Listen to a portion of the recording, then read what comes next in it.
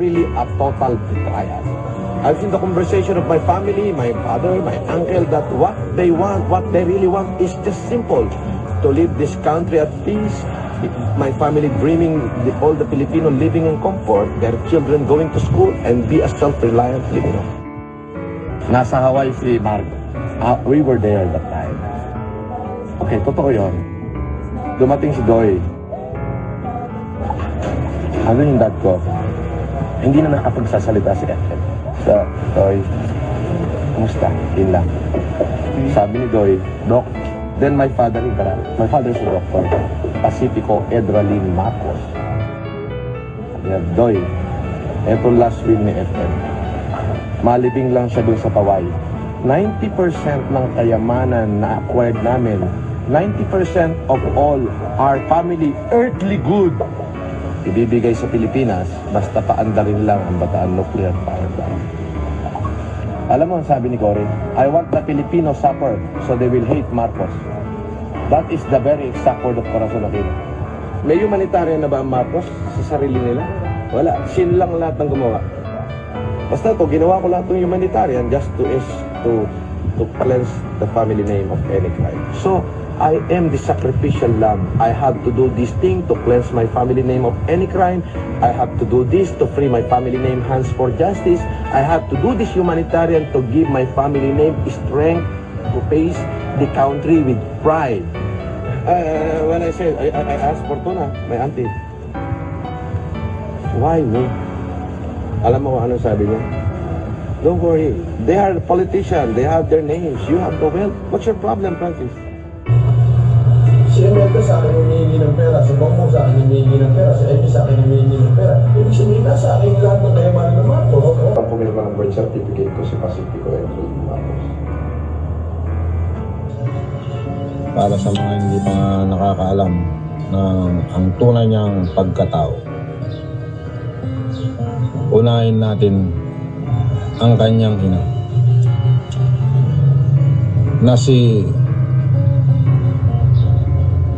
Prinsesa Remedios Carino Antonio na taga Cordillera, ang prinsesa ng Cordillera, anak ni na Don Isabelo Antonio at Doña Maria Carino, na kapatid ni Mateo Carino, na itong si Mateo Carino ay chief plain ng buong Cordillera. Meron niyang tinatawag na Mateo Carino Doctrine. Nasa internet po yan. Pwede niyong i-search ang Mateo Carino Doctrine. Kaya ang mga ninuno o roots Nephilim ay sobrang yaman. Dahil halos sa kanila ang buong Cordillera. Yan ang Carino Antonio side. Puntahan naman natin ang kanyang Marcos side. Siyempre, dito naman sa father side, siyempre, si Marcos side, itong si Doña Josefa Edralin, ang mayaman na kumare at kaibigan ni Doña Maria.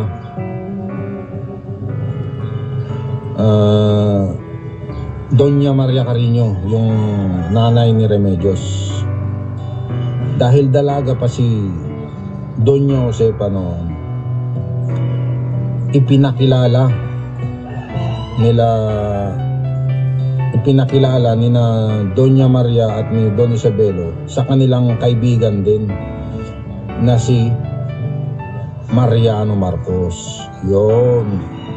Kaya nagkatuluyan si Mariano Marcos at saka si Doña Josefa Edralin. At sila nagkatuluyan na nga. At yun, ang nagkasundo sila na pag-aasawahin ang mga panganay nila. Ang naging problema lang, si Pem ay malaki ang agwat nila. Nasa digmaan na si Ferdinand E. Marcos sa Bataan. Si Prinsesa Remedios ay kakapanganak pa lang. Kaya mga agwat nila nasa 30 kamo na lang. Mga kulang-kulang na 30 siguro. Mga 28 years. Ganun. 25 to 30 years. Kamo na lang para to be safe. Ayun, medyo malaki ang agwat. Nung Speaker of the House, si Pangulong Marcos, ay itong si Remedios ay nag-aaral sa University of Baguio. Samantalang si Marcos ay Speaker of the House na. Eto na nga. Nung habang nasa Speaker of the House si Marcos, nagkaroon ng beauty contest sa Maynila at naging hurado siya. Ayun, nakilala niya ngayon itong si Imelda at siya ang napangasawa niya. Yun, kaya medyo nawala sa eksena si Doña Remedios dahil nag-aaral pa lang. Siyempre bata pa yon, mga 18 years old, 17 years old, nag-aaral pa lang sa University of Baguio. Kaya naglipas ang mga panahon, siyempre medyo nasaktan na rin siguro si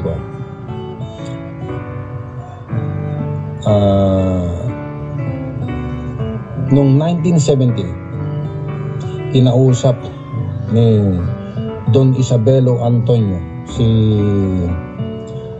President Marcos na kailangan nilang tuparin ang kasunduan nila sa pamamagitan ng pagbibigay ng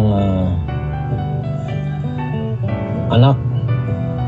Kailangan bigyan niya ng anak si Prinsesa Remedios Antonio. At yun na nga. Pero sabi ni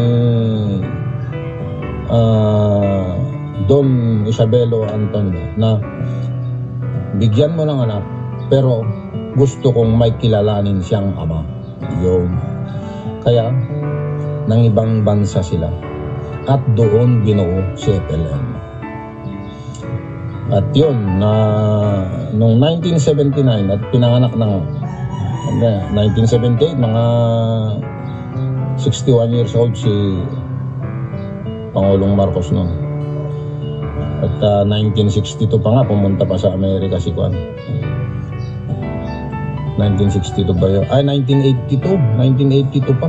Noong 1982 pala, pumunta ng Amerika si Pangulong Marcos. Malakas pa. Nag-speech pa siya. At bilib na bilib si Reagan. Habang nag-i-speech si Reagan nga, nag-speech English zero na yun ha. Talagang dialect niya English. Pero nag-speech, may binabasa. Samantalang si Pangulong Marcos, nag-i-speech na walang binabasa. On behalf of the 50 million people of the Philippines, Mrs. Marcos and I express our gratitude for your warm welcome to Washington and to the United States of America. This great and beautiful city that is one of the few cities that was built as the capital for a great nation is indeed, as has been written, the key to knowing the secret of America. And this house of the American people, an American frontier that never vanishes. Your beautiful city with its grand memorials, its monuments, its walks, is indeed a city that memorializes the great achievements of your people for the past 2 centuries. But more than that, it keeps offering to the enterprising and the talented, the courageous and the strong, the rewards of effort and of initiative. At the same time, as I stand here on American soil, I realize that I stand on what may be the center of the government of the United States of America, here where, as I have often stated, the future is being born. The future is being born depending upon the man who is in the White House. And the man who is in the White House today certainly is creating a new future for our world.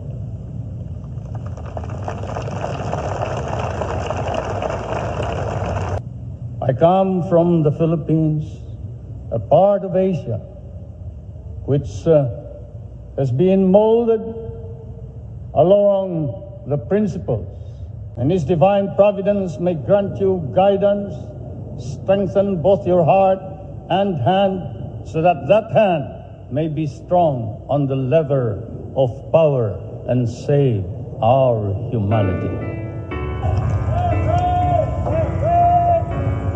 Manghang-mangha si makikita mo sa mukha ni Ronald Reagan, grabe ito. Walang binabasa. Spontaneous ang mga pagde-deliver niya ng speech at ang lalalim ng mga English niya. Diyan mo makikita ang katalinuhan ni President Ferdinand Marcos. Ito na nga, nabuo na yung si 1978, nabuo na si FLM, kaya isinilang na siya, umuwi na sila 1979, yun na, pinanganak na nga. At para itago muna nila, siyempre itago muna nila na siyempre si Prinsesa Remedios walang asawa, wala naman asawa, kaya itinago muna nila, ipinatago, ipinaalaga sa katiwala o yaya, katiwala nila. Hindi natin alam kung talagang Antonio si Remedios. Remedios din ang pangalan. Si Remy ay kamag-anak nila, kaya katiwala sila, kamag-anak ng mga Antonio. Ngayon, kaya halos, di ba yung lumalabas si Antonio Mangusin, Norman Antonio Mangusin ba yun? Kaya tiwalang-tiwala sila kay Remy Antonio, yung nanay ni, yun ang biological nanay ni Pastor Jerome. Sa kanya ipinaalaga si FLM. At siyempre yung mga panahon na yon, medyo presidente si Ferdinand Marcos, kailangan nilang itago muna, hindi pwedeng sa publiko. Iyon ang naging pagkatao ni FLM. Matindi ang kanyang dugo, hindi yung sinasabi ng mga bashers na